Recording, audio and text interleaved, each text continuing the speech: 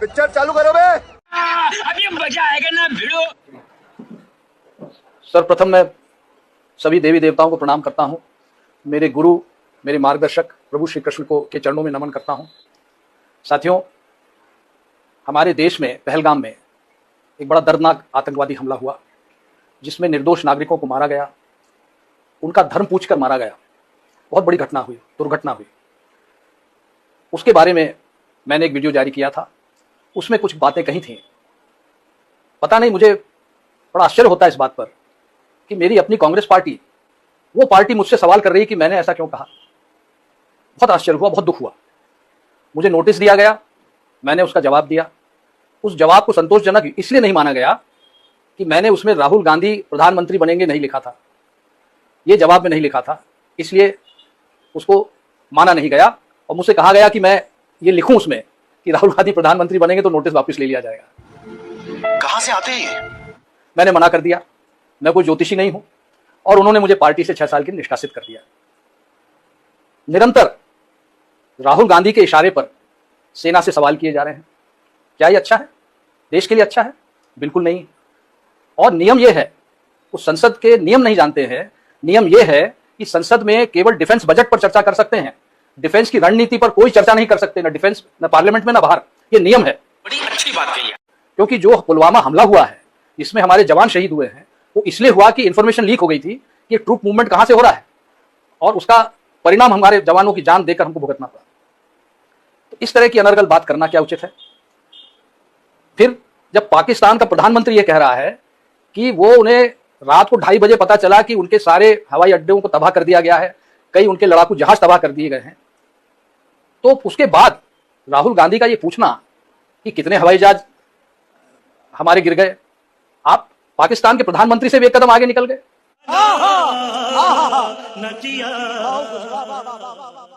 ये बहुत ही एक दुख की बात है। और सवाल अब मैं कर रहा हूं, जवाब आपको देना है। कांग्रेस वो पार्टी जिसने देश को आजाद करवाया, कई देशवासियों ने अपनी जान दी। क्या इसलिए दी है उन्होंने जान कि हम अपनी बहादुर सेना पर सवाल खड़े कर सके? तुम्हारे अनर्गल अनावश्यक बयानों के कारण तुम कल्पना नहीं कर सकते हो कि देश की जनता कितनी आहत हुई है।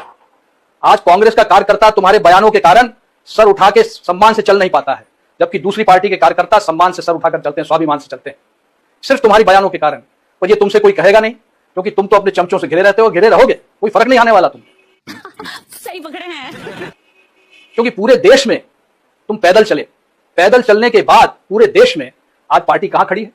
मध्य प्रदेश में 1 सीट नहीं है, और तुम अपने आप को रेस का घोड़ा कहते हो। अरे कितने बार तुम रेस हार चुके हो। ईवीएम को दोष देते हो और अपने आप को रेस का घोड़ा कहते हो। अपने से बड़ी उम्र के लोगों को, जो तुम्हारे पिता के साथ जिन्होंने काम किया, तुम्हारी पिता के उम्र के हैं, किसी को बारात का घोड़ा कहते हो, किसी को लंगड़ा घोड़ा कहते हो। तुम्हें शर्म नहीं आती है? और तुम बारात का घोड़ा क्या जानो कैसे चलता है, क्योंकि तुम्हारी तो बारात ही नहीं निकली, तुम्हें क्या पता बारात का घोड़ा कैसा चलता है।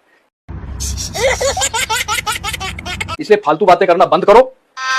गजब बेइज्जती है। जो बुद्धिजीवी तुम्हारी पार्टी में है, जो समझदार लोग हैं, उनसे राय लो। और नहीं तो पार्टी का अंत देख रहे हो, आगे अंत ही होना है पार्टी का। पार्टी बिखर ही रही है। साथियों, आज समय आ गया एक नई कांग्रेस गठन करने का। आवश्यकता है हमें उस पार्टी की, ऐसी कांग्रेस पार्टी की जिसमें जनता, कार्यकर्ता निर्णय लें और कोई ऊपर का हाई कमान ना हो। फैसले हम बैठ कर लें, कार्यकर्ताओं के बीच में फैसले लें, चौपालों में बैठ कर लें, मैदानों में बैठ कर लें, और तभी एक ऐसी कांग्रेस पार्टी हम खड़ी कर सकेंगे जिसका कार्यकर्ता स्वाभिमान से सर ऊंचा करके चल सकेगा। जहां तक रहा पार्टी के विभाजन का सवाल, तो स्वयं इंदिरा जी ने पार्टी का विभाजन कराया था, कौन सी नई बात है। और तुम्हारे कार्यकाल में तो 3-3 बार विभाजन पहले हो चुका है। और अब समय आ गया है कि मध्य प्रदेश में भी एक ऐसी कांग्रेस का गठन हो और ऐसा संगठन बने जिसकी सोच कम से कम राष्ट्रीय सोच हो, और राष्ट्रहित को सर्वोपरि रखकर वो कांग्रेस पार्टी का काम करे। और यह होगा, अवश्य होगा। दूसरी बात, नरसिंह राव जी, हमारे प्रधानमंत्री स्वर्गीय, जो कांग्रेस के अध्यक्ष भी थे और जिन्होंने देश को एक नई आर्थिक दिशा दी थी, नरसिंह राव जी ने, मनमोहन सिंह जी ने। तुम्हारी सोच लोग नहीं जानते हैं, पर बाद में आप सबको बताना चाहता हूं साथियों कि नरसिंह राव जी का जब निधन हुआ था, उनके पार्थिव शरीर को इन लोगों ने कांग्रेस पार्टी के दफ्तर में रखने नहीं दिया था। इतनी नीच हरकत इन्होंने की है, ये कई लोगों को मालूम नहीं। आज मैं आपको बताना चाहूंगा। अरे बाप रे, ये तो धोती खोल रहा है। और मैं गलत हूं तो बताओ मैं गलत हूं। मनमोहन सिंह जी, जिन्होंने नई आर्थिक नीति बनाई, जिसके कारण आज देश एक मजबूत स्थिति में पहुंच गया है। तो जीएसटी जो लागू करी उनकी सोच थी, वर्तमान सरकार ने उसको लागू किया जीएसटी को, जिससे करोड़ों लाखों करोड़ों रुपया आज भारतीय कोष में आ रहा है और जिससे सारे निर्माण के काम हो रहे हैं, सड़क बन रही है, हवाई अड्डे बन रहे हैं, हम लोग हथियार खरीद रहे हैं। ये क्यों? क्योंकि हमने उस जीएसटी का उपयोग किया है। तुमने उसका विरोध किया, उसको कहते हो गब्बर सिंह टैक्स। तुम कुछ समझते नहीं तो अपना मुंह बंद क्यों नहीं रखते हो? तो साथियों, मैं आपसे आज यही इंसाफ मांगने आया हूं। मैं मध्य प्रदेश का दौरा करूंगा। अभी वर्षा काल आने वाला है, किसान व्यस्त है। जब किसान फ्री हो जाएगा, मैं मध्य प्रदेश में दौरा करके जनमत हासिल करूंगा और हम लोग सब मिलकर एक ऐसी कांग्रेस पार्टी का गठन करेंगे जिसे कार्यकर्ता और जनता चलाएगी।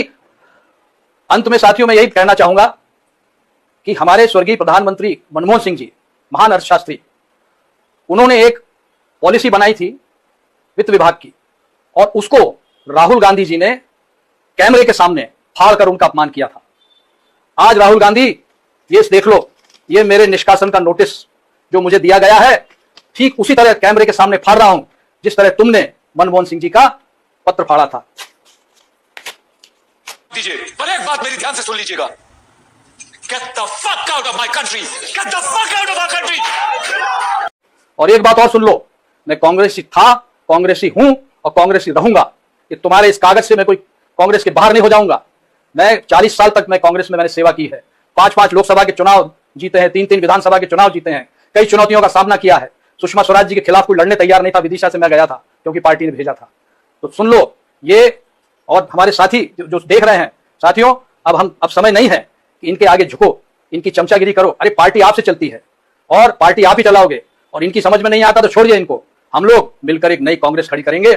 आप सबको बहुत बहुत धन्यवाद। ईश्वर आप सबका कल्याण करे। धन्यवाद। जय हिंद।